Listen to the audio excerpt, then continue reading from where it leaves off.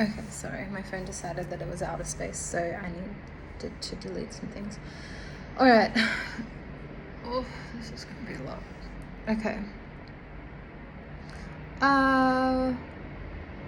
Okay, so yeah, it got back to me that he was asking about like my family and certain people about my family. So as I mentioned, my family is pretty private, so like that information got back to me that people were asking questions about my family. And yeah, so my brother is even more private than I am, and my extended family even more so. So basically, like, this guy that I was like had kept in touch with was in Italy for a while on holiday, and we kept in touch. He did offer to fly me to Italy for a holiday, but I couldn't take time off work, and it wasn't like a weekend kind of trip. So when he was in Sydney for work, we caught up. So it might be TMI for some people, but not sorry. Normally my period runs like clockwork unless I'm really stressed or I've lost too much weight too quickly. And my period is on the way, as you can see, because of these breakouts. So basically, yeah, so we met up in Sydney and did the deed, so we shall say. And my period ended up being like almost 2 months late. So I had miscarried. It sucked. It was really rough. Yeah, so none of my friends knew.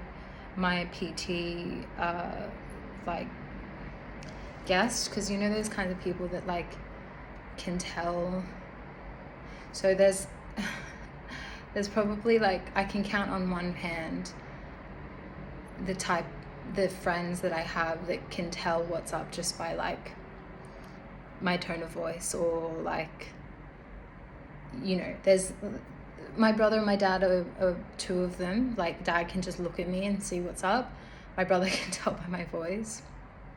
And this PT can just, I don't know, he just vibes what's up. So basically, like, he sort of knew that I was hurting. He acknowledged that I was hurting pretty bad and it sucked. My mom didn't know, and I only told one of my aunties like just last week.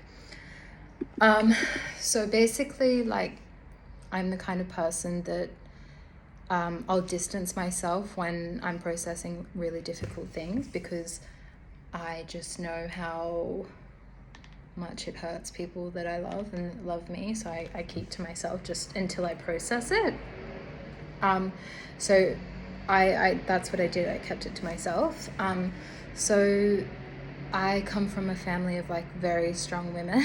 So regardless of like, and I'm not saying that this is what he would have done. I think he would have wanted to be involved, but I think that in my mind, I was like, okay, like, even if he doesn't want to be involved, I can handle it. And I would have given the child like the best possible life, and, you know, within my capability. And almost all of my my like female friends are very strong women as well. So one of my best friends actually, she basically like just pulled her first son out of her in the bath because the ambulance was taking too long. So it's very gritty, like salt of the earth kind of women, like not like for sure they're still feminine, but they're just very strong women.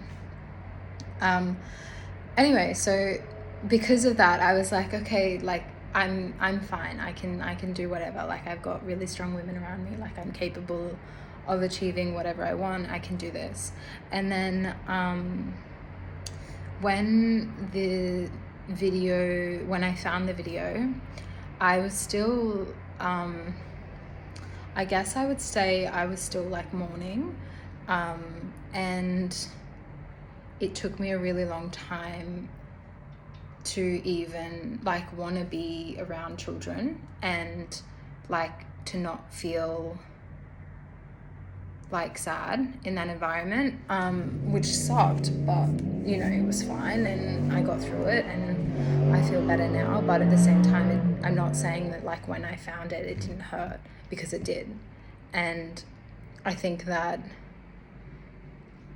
like I there's no way that I could have reacted as soon as I found it, because I was still like